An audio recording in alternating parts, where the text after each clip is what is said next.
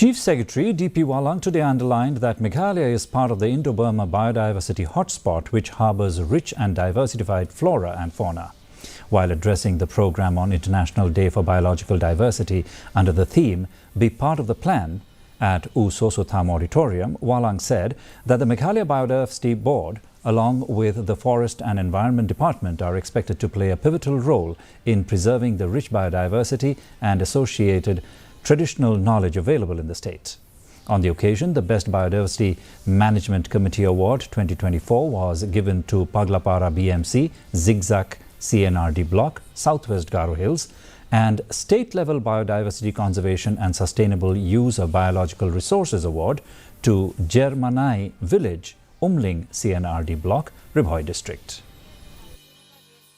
This is part of the Indo-Burma biodiversity spot.